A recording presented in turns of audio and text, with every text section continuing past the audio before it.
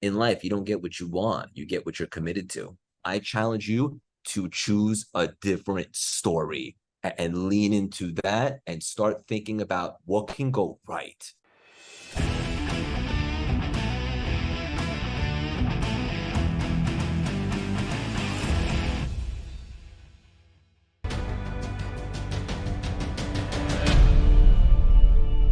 Hey, welcome back to True Grit and Grace. I'm Amberly Lago, and I am super excited to have one of my really good friends here with us today.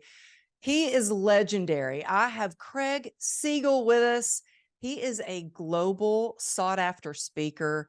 He has got a podcast. It's a top-ranked podcast I've had the honor of being on. It's called the CLS Experience. He has got an amazing community that he pours into. He is a coach. He is a mentor. He's a marathon runner. He has reinvented himself. In fact, he's got a new book coming out. It's called the Reinvention Formula. And I can't wait to dig in to some questions on how you can reinvent yourself. So, Craig, thank you for being here. Welcome to the show. Oh my, now that's an introduction. I'm usually the one dishing those out. I receive all of it. Thank you. I love you. I know we kind of fit this in before the book comes out. There's no place in the entire world that I'd rather be right now than with you. Thank you for having me. Let's have some fun. Let's get nuts. Let's get nuts. You are always so much fun. So much fun. Your energy is contagious. So what the best way to start my Monday right here with you. Thank you for being on. Likewise. My And you know pleasure. what? We share a lot in common.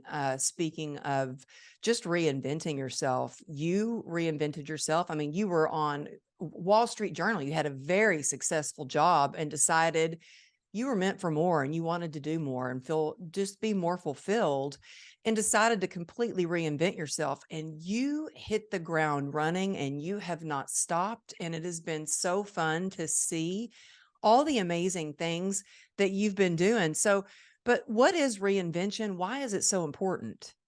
I think that the concept of reinvention is fantastic because, like, for example, the book, it's not niche. It's not just for entrepreneurs or single moms or people in construction. Everybody in some capacity is looking to reinvent. But now let's define what reinvention really means. I want to change the paradigm on the word reinvention. I don't believe it's starting over. I believe it's what is that one thing that we've been denying, that one thing that we always wanted to do. Let's lean into that.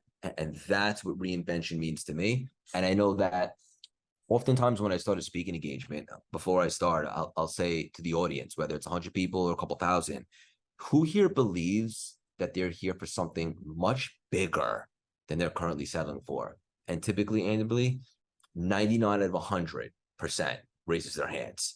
And that tells you something, just collecting the data. So I want to show everybody how to go for more, how to achieve that, how to pivot successfully, and how to have it all: the career to die for, the relationships, unapologetically make a lot of money, and obviously have a lot of fun doing so. Yeah, that's important too. And, before we started recording, we were just catching up a little bit. It's always nice to catch up with you. And Yes. I was actually saying, you're in a season of grind. I've been in a season of grind, I think, for the past 6 years. I'm wondering if it's ever going to slow down. But I was saying I'm super excited because I have booked some big speaking gigs, and I told you, I was like completely honest, and I was like, I'm kind of scared. Like the inner critic kind of pops up, and I kind of think, oh my gosh, maybe or am I sure I'm cut out for this? Do you feel that it's the limiting beliefs, that it is people's mindsets that hold them back? What do you feel holds people back the most and stops them from going after the big dream or the big career or that next thing that they know they're meant for? Ooh, I love this one. I think unworthiness is the biggest virus going today, right? Hmm. Like we have this limiting belief where we feel unworthy of getting top dollar for speaking engagements or running a marathon or having the right partner or stepping into a career that you're passionate about and making a lot of money. Truth of the matter is there's those limiting beliefs are not real. In fact, thoughts are not facts. You create these limiting beliefs based upon society, our upbringing, sometimes our parents, social media, comparison, Uh-huh. and stuff like that. And we begin to believe it. And just to be clear, I speak from contrast. I believed for a very, very long time that I was a Wall Street cat. I was always going to be stressed out. My life would be unpredictable. I would never really fall in love. I would make a certain amount of money, and that was it. And I was so invested in that story, in that movie, that that's where I stayed for quite a long time. When the pandemic happened and I got really quiet for the first time in my life, and strategically I connected and I blocked out that noise and that interference, it occurred to me that I was stuck because that was my choice. I chose to think that that was it for me. But what if I could choose a different movie in my head, a different story, so to speak? And instead of thinking about what can go wrong, which I believe most people do, I started thinking about what can go right. And I Mhm. started asking myself, what are my passions? What are my superpowers? And I started leaning into that. So ultimately, I think what plagues most people is they're choosing to believe in this limiting movie inside their head. And for all your listeners right now, I challenge you to choose a different story and lean into that and start thinking about what can go right. That's great. Do you think that asking yourself different questions can help shift your mindset a little bit? Or for somebody who does feel stuck and somebody who has that just that soundtrack in their head over and over and over telling them that a certain thing that they're not good enough or they'll never make it, or maybe it's their mom's voice or their dad's voice or their partner's voice that says you're crazy for thinking that you can do something like that. How do they start to change that? Just being aware, right? I think awareness is the key to making massive change in your life because you can't change it if you can't see it. So just understanding that it is your mom's voice or society, or you're comparing yourself to others, realizing that that's what's going on. And now I have a choice if I want to give those limiting beliefs any life, right? But there's also another choice. What if I remove those disempowering thoughts and I start to believe in, can I possibly be successful at something else? Yes. Okay. Have I been successful at anything in my life? Yes. Are those skill sets transferable? Absolutely. So you can transfer whatever made you successful in any arena to anything that you want. Ultimately, asking yourself questions is very powerful. Just understanding that you always have a choice. And when something happens to me these days, first of all, one thing that I really worked on, I think this is really valuable for your listeners, is make a commitment to never play victim. Whenever something happens, two things. Number one, this is happening for me, not to me, although I might not be able to figure it out yet. I know it's protecting and promoting me to something greater. And number two, something that I like to challenge myself with, anytime something happens, I ask myself, why is this happening in my movie right now? Because everything is cause and effect. And if I can acknowledge it and I can become aware of it, then I can learn from it and I can make sure it doesn't happen going forward. So asking yourself questions and realizing that there's always a reason as to why something happened. And if you could become aware of it, then you can do something about it and change your next course of action. Oh yeah, I love that. And I think my whole life I've had people tell me, "Oh, you're never going to be able to do that. You're making a big mistake. That's crazy." And I've actually flipped that and I use that. I don't know what it is. Maybe I'm stubborn, maybe I am crazy, but I use that as motivation. I'm like, you know what? I'm going to prove to myself that it just motivates me so much when somebody tells me I can't do something. I think a little healthy competition is great. Yeah, I do too. I think that that's part of having grit for sure. So 100%. I remember talking with you on the phone when you were thinking about your book. We were, discussing like publishing and stuff like that. And I was like, oh my gosh, I can't wait to learn about your book. What really inspired you to write the Reinvention Formula? So when I started CLS, when I was going to do this and go all in, I want to be very clear. I think there's a huge difference between a dream and a vision. I think everybody has dreams, but sadly, most people don't really hit them or attack them. A vision to me is much more specific. It's intentional. So for example, you have an idea, something's a possibility. Now you move closer, inspired action towards that vision. Now that possibility becomes a probability. So when I was going to start CLS, one thing that I couldn't attach to building my personal brand and doing this was experience because I didn't have any. I had no following, no celebrity friends, no connections, but I was resourceful and gritty. And also, I knew that I'd been successful in other places like business and marathons, and a lot of those skill sets were transferable. So when I got very clear and I gained clarity, I looked at CLS as a 10-lane highway because I don't want to rely upon one thing: coaching, community, podcast, book deal, sponsorship, speaking, all the things. And then each lane represented a kind of a different aspect of the brand. Then I reverse engineered it. I said, okay, well, what's step one? And I started putting out content, adding value, and building the brand. So the book deal had been on there for me personally, and we talked about this, and you gave me some really good advice as well. For my first book, might be my only one, I wanted to have a major publisher behind it. I don't know why. It doesn't mean I'm right or self-publishing is wrong. My thought process was like, I pictured like a movie with a big studio behind it. It was just my thing. So I put it out there. And then, as I like to say, I married the process, divorced the outcome. So it was on my vision board as one of the lanes, but then I divorced from it and I just kept building and compounding and attacking. And then our mutual friend, Ed Milet, had a ton of success with his book with Wiley. And Wiley actually reached out to me, which from what I understand is rare. I didn't have a manuscript. I didn't have a lit agent. They approached us. I renegotiated a record first-time author book deal. It's no secret. I wasn't afraid to lose the deal. And everything about the situation with Wiley just felt really good. And then I moved forward with it. But here's the thing, because we got such a good deal and so forth, they had a very aggressive, tight turnaround. So I had to create a system for myself. And this will be interesting for you listeners that want to write a book or maybe are in the process. I'll never forget December 2022, I created a system. I woke up at 4 a.m. every single day for 1 month, a little bit earlier than usual, pitch blackout. And I would just write for about an hour, hour and a half. Turned out to be like maybe 1,000, 1,500 words a day. And then the entire book began to write itself. Literally finished it in 1 month, December 2022. I probably could have even wrote a little bit more. And the good news is that system I could probably duplicate in the future if I wanted to. So the book deal, long-winded answer, was always a part of the vision. I wanted to manifest it, but then I detached from it because, as you know, you're big on manifesting too. When you want something so bad, you create resistance. So I had it up there, I divorced, and I just kept building. Wiley came to us, and it just felt like the right situation. And for me personally, with the Reinvention Formula, it's everything I know to be true up until today. I feel as though I'm called to write this, and this is my assignment in this season of life. Oh, that's amazing. You know, it's so much about your discipline, your consistency, your persistence, your grit. And so many, did you know 81% of people want to write a book? I didn't know that. Yeah, Pretty high. 81% of people want to write a book. Guess That's the high. percentage of how many people actually end up writing a book? 5%? One. Really? Wow, that's interesting. 1%.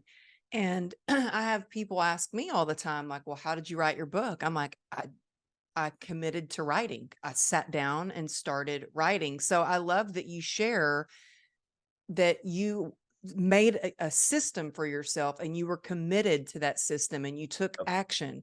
And that's the difference. Yeah, I love manifestation, but I love to manifest. And I think it's great to pray and have big dreams and wishes. But the key is you got to take action. Ooh, And Amberly's got nuggets.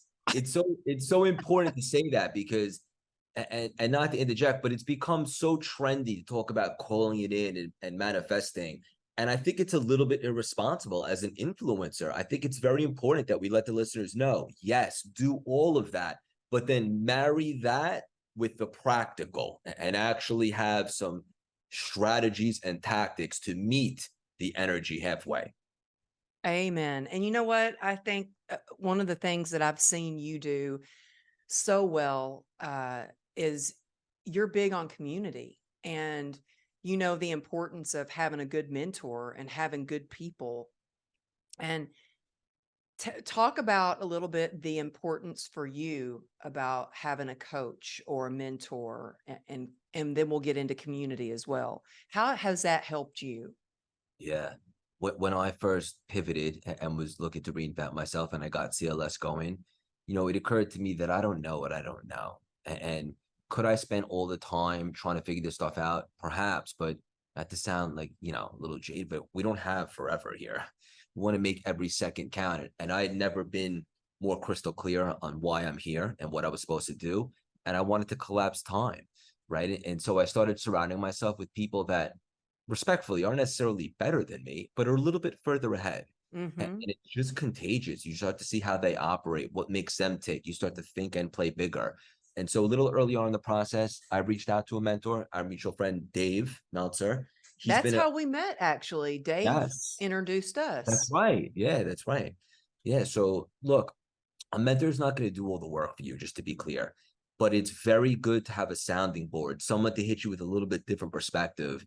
And because that was so valuable to me, I can honestly say right now to all your listeners, for the rest of my life, I will have mentors or coaches in some capacity forever. And it's not because I don't have self-belief. It's because it can only help accelerate your growth. There's always a different perspective. There's always something that they might know that I might not. They already paid the dummy taxes. You know, Dave's a 55-year young man, but he's got about 18 years. I mean, he has more life experience. And if it wasn't Dave, for the listeners, like, work with Amberly. If she's not available, find somebody. And if you don't have the means right now, obviously indirect mentorship's great too. Podcasts, books, follow the people that you like on social, kind of see how they operate and so forth. But this was a big paradigm shift for me, no pun intended. And having a mentor is huge. And now I look forward to surrounding myself with people that have more knowledge in a specific area than I do, because I know that's the quickest way for me to learn. Okay, that's awesome. But I just had a conversation with someone yesterday. They were talking about how many people out there like, I am a coach to the coaches, and I am the best mentor, and I'm the guru, and I'm the expert. And there's a lot, as my husband says, he goes, I have never seen so much BS like I see in your industry. Cause he has seen it. There's a lot, like a lot of You're not people that wrong. that really like promise you the world and they underdeliver, and I want to be the kind of person who, yeah, I'm going to tell you exactly how I can help somebody and then over deliver on that. Same. But what would you say to somebody who is looking for a coach or a mentor to time collapse their goals? What should they do first? That's a great question. And you know, I never really thought about it like that, but your husband's not wrong. It's a saturated space and there is a lot of fluff. I think in the pandemic, it became trendy and opportunistic to become a coach because online you could do so much. And that's at a time when everything else was shut down. I think now you're starting to see a lot of those BS coaches and mentors fizzle out because they realize you actually have to put in work and actually help people. So I think it's only a matter of time.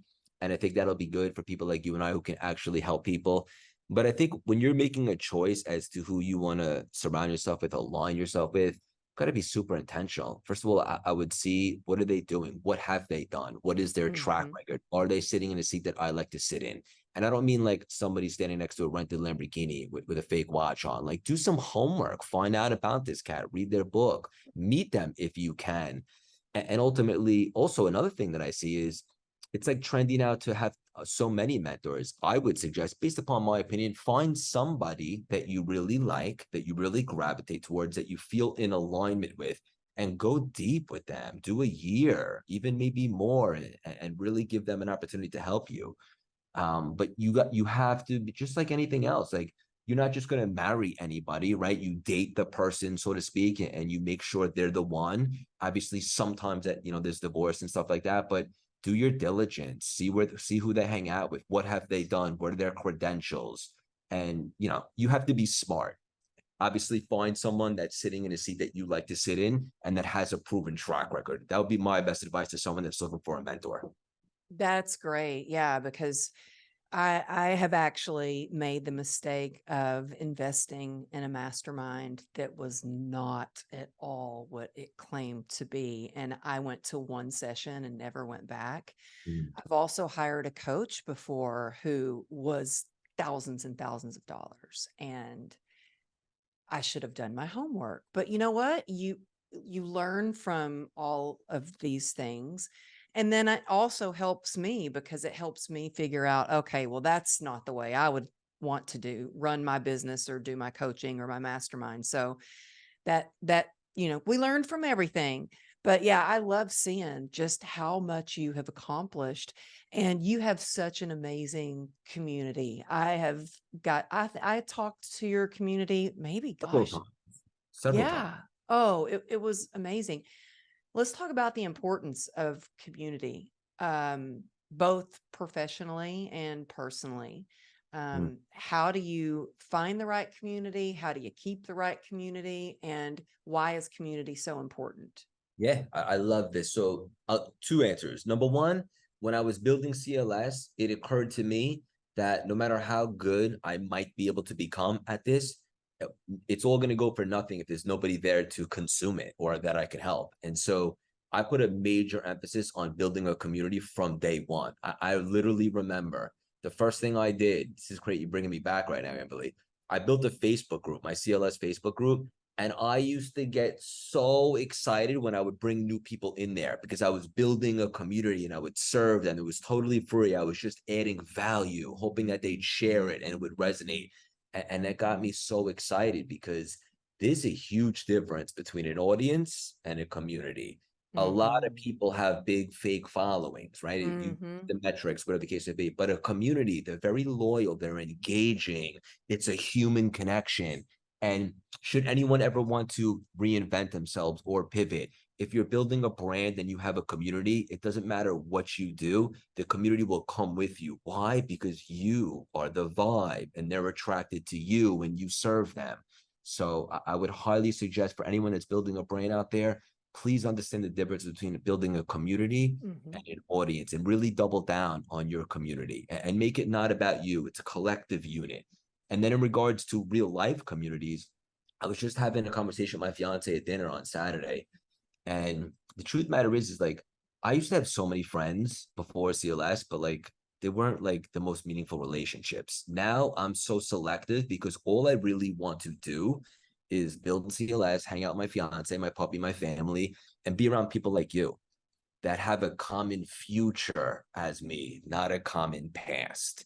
Oh Right. So my like, goodness. I could not right. agree more because I So just went to my very first high school reunion. I've never been to one before. And I was like, what's wrong with me? I couldn't remember things. They're like, oh, remember this time? And they were talking about stuff in high school. And I was just like, what's wrong with me? Why? And I kind of forgot about that stuff. And I am so, I want to plan amazing things for the future. I get excited about being in the moment with people, but I love to talk about amazing things that we can do in the future. And I think it's important to surround yourself with people who or do have that common interest, but who don't like to sit around and gossip, but instead plan amazing things for the future. And 100. you said something that was, I think, so important that people really need to hear. I want to go back to what you said, adding value. And that is something that I've seen you do like continually. You never missed a day where you're or Saturdays, I think, is when you go live. Yeah. And you're always on fire, ready to go. But that's key is you had this intention about, okay, I'm going to add value. And people ask me a lot, like, how did I build my brand and even my following on social media? And I'm like, all I was focused on was how can I add value? I wasn't asking people for anything. I'm just like, what can I do to provide value? And I think that's important. And I love that you differentiate between a big following and actual community. Yeah. There's a big difference. And you do that better than anyone, right? Because like when you throw an event, you have your loyal go-tos, right? They'll do anything that you're doing. Doesn't matter if you start talking about something totally different, they'll be around you because you develop that connection with them and that rapport. And in regard, and thank you for saying the beautiful words. And one thing we all have a bunch of superpowers. One of mine happens to be consistency. And I understand this, and this is going to be a paradigm shift for some of your listeners. In life, you don't get what you want, you get what you're committed to, right? So many people come up to me now and they're like, Craig, can you please coach me? I don't care how much it costs, just I want to do what you're doing in a short amount of time. I'm like, that's fine, but do you want to do what I did, right? And in the beginning, in the pandemic, and you mentioned that season of grind, I've been in this season because I'm still in building mode. In my opinion, I have that mentality like I've never arrived. I'm adding value and putting out content. In the beginning, I would literally stay up till 2 in the morning and respond to every single person that was gracious enough to leave a comment on one of my pieces of content or shoot me a message. I would respond to everybody. Now, obviously, I can't, there's not enough time in the day, but I do my best to always connect to people, let them know it's a personal connection. And then you mentioned the paradigm shift, the IG Live on Saturdays. Dave and I are at 122 weeks in a row with Christmas, New Year's Eve, birthdays, weddings, you name it. Wow. I That didn't just realize he did. Does he do every one of them with you? everyone. Yeah. I didn't realize it was every single one of them with you. Wow. I Now pitched that him is an the idea. incredible mentor right there. Well, I pitched him the idea in the beginning before we were even, working together. And I was very persistent. He said yes, and I told him I wouldn't let him down. And I can't tell you how much great stuff has happened from just going live with him every single Saturday. And for the audience listening, like, consistency is available to all of us. It really just comes down to grit and effort. It sure does. And I love that you said, yeah, you want to do I just actually did a speaking event with John Maxwell. And he said that on stage. He said that people will come up to him and say, I want to write a book. I want to do exactly what you're doing. And I want to be a speaker and this and that. And I want to do what you're doing. And he said the same thing. He was like, but do you want to do what I did? Yeah. Yep. And that's so true. So true. It does take that grit and that commitment. Um, what would you say for people who are, they know they're meant for more. They want to have a more fulfilled life, but they're having a hard time going, well, I don't know what my purpose is. I don't know if I should write a book or if I should be a coach or become a speaker. What would you do to suggest for people to find their purpose? So two things that come to mind that I did that worked for me, and I think they'd be very valuable, is get quiet, right? Especially for me, like being a business owner on Wall Street in New York City.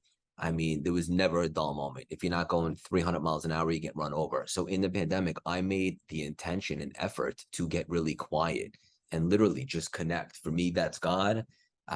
For anyone else out there, I know for you it is too. Whatever your thing is, be able to connect and make sure that you can block out the noise, the opponent, the voice in your head, and really just get quiet. And I believe that mindfulness is the portal to expansion. So when you're in that frequency, that's when the creative divine downloads come, not when you're going 100 miles an hour, you don't have time. So you have to become available. And number two, I would give people a tangible exercise right now. I believe this is a 7-figure exercise.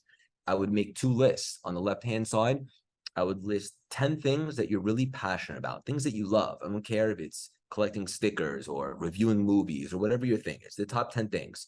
And then on the other side, I would make a list of your 10 biggest skill sets, your superpowers. What are you really good at?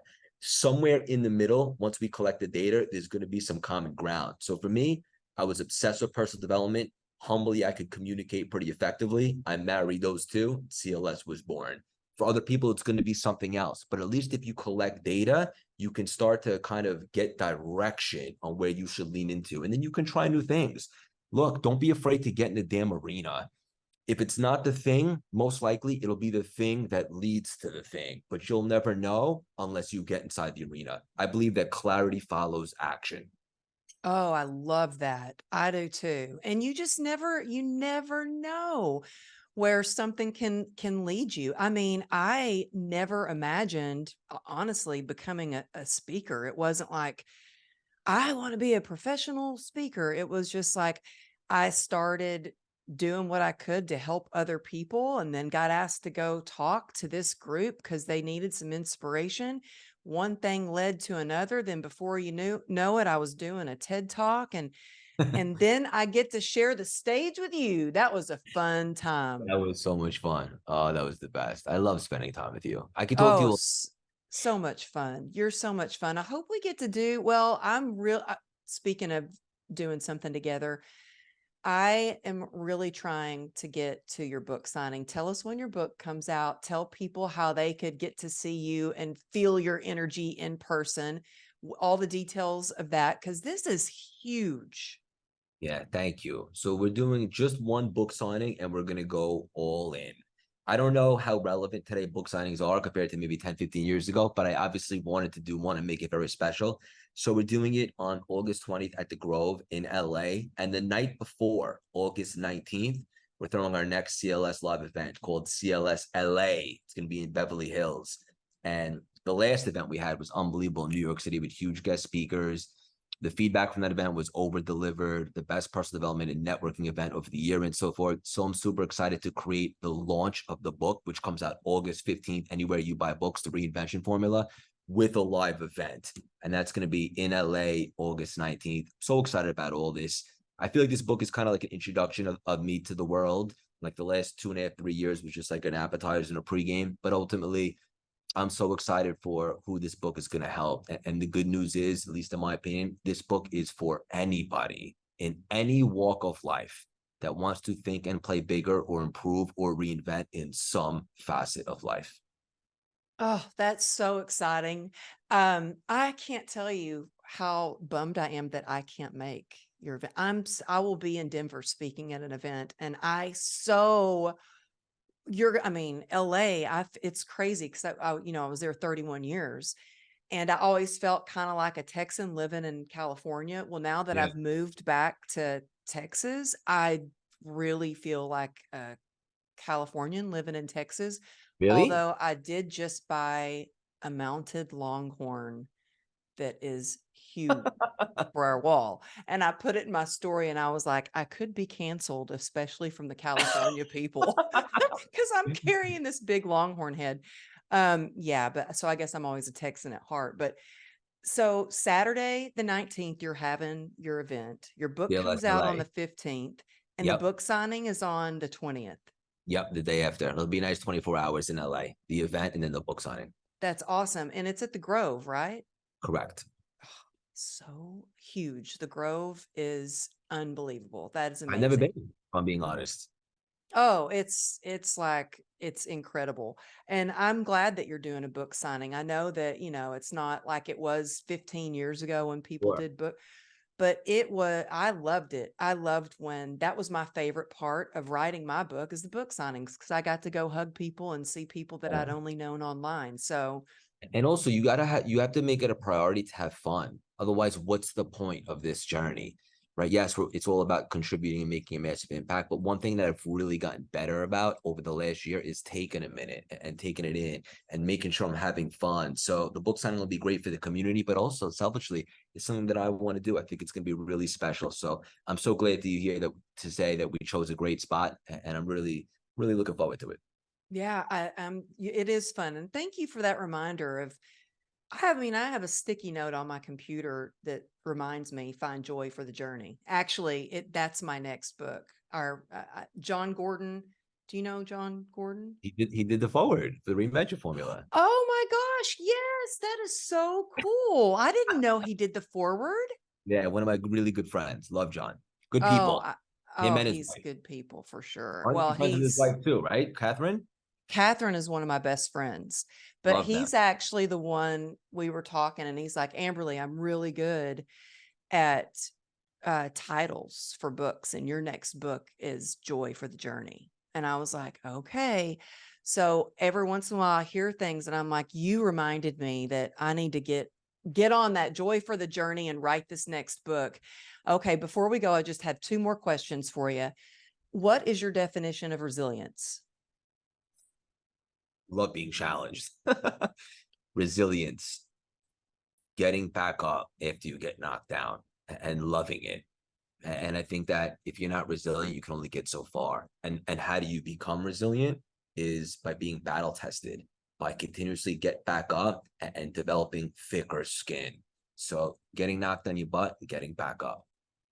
And then one last question, because I'm just curious, like, what do you have a morning ritual that you do to stay as driven, as successful as you are, and you wear so many hats?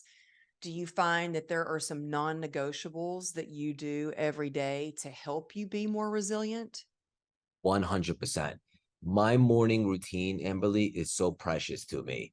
And it's a little bit longer than I think most people's because as you know, we were talking before we went on air. I'm flying right now. We'll go working like maybe, sometimes 13-hour days and so forth. And so for me, that quiet time, that alone time, that Craig time, if you will, is in the morning. And if I Mhm. don't get that, if I don't create that space, I'm a little off. So each and every single day, I wake up early before the rest of the world. Not everybody, but for most people, probably something like 4:30 a.m., depending upon the day.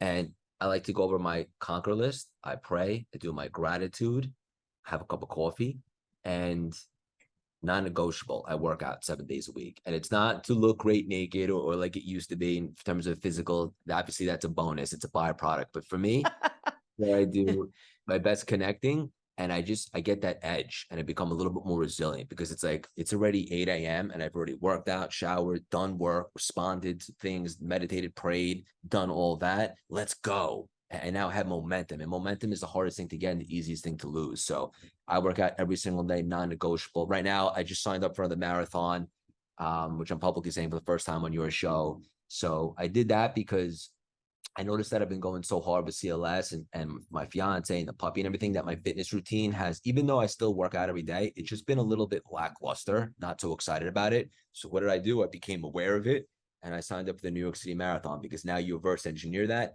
Who do I have to become to conquer that thing? 26.2 miles. And right away, I'm old school. I like to handwrite stuff. So I wrote down a little training schedule and last week, right away, waking up a little bit earlier, attacking the runs, a little bit more excited about that. So long-winded answer, working out, praying, meditating, getting quiet, sharpening the axe, a little bit of personal development, and then we attack our day. Non-negotiable, even if I'm traveling. I love that.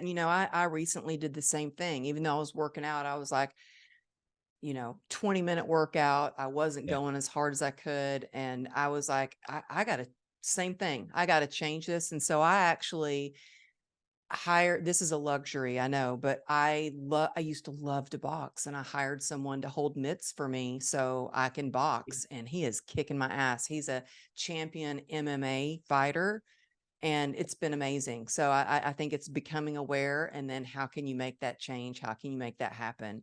And Um, now you look forward to it every day. You're excited about it. Oh, yeah. It just I, you get your spark back. But yeah. and I think that's so important for entrepreneurs, for anybody, but especially as entrepreneurs who are in that season of grind. It's like if you take care of your health, everything else improves. And I think how you do one thing is how you end up doing everything. And so, but it starts with your health, taking care of your health. Um, I'm so excited for you. I can't wait to get your book. I'll be shouting it off the rooftops. And thank you for being on True Grit and Grace. Now, tell everybody exactly where they can find you so they can grab your book, or if they want to be in your CLS community. And y'all got to listen to his podcast and check out his post on Instagram too. So tell everybody where they can find you. Yeah, anywhere on social at Craig Siegel _CLS. Anywhere you listen to podcasts, the CLS Experience. If you like inspirational nuggets throughout the week, you can join our free texting community. Text 917-634-3796. Text the word Amberly, so I know you heard it here. And then anywhere you buy books, the Reinvention Formula. If this episode drops before August 15th, you could join our launch team where you get access to all the bonuses, the biggest virtual event we ever threw. Make sure to redeem your copy at the reinventionformula.com. And please come say hello. Amberly's audience and community is a lot like mine. We're just good people. We just want to serve and add value. And I love to connect. Thank you for having me on again. I'm honored and I couldn't love you anymore. Oh, I love you, Craig. And you know what? All that information will be in the show notes. So if you're driving or out for a run or something, that phone number will be in the show notes. Make sure you show him some love. Text him Amberly so he knows that, that where y'all heard it. And go see him at the Grove, the 20th, right? Yeah, August Right. 20th. That's right around the corner. Anyway, thank y'all so much for tuning in. Craig, thank you so much for being on the show and sharing all those nuggets of wisdom. And thanks for tuning in. Y'all tag me at Amberly Lago Motivation, Craig at Craig Siegel _CLS on Instagram. So, and when I see that, it makes me feel so good. I share it in my post. So I just want to know that you heard it. Show him some love And thanks again for tuning in. I will see y'all next week.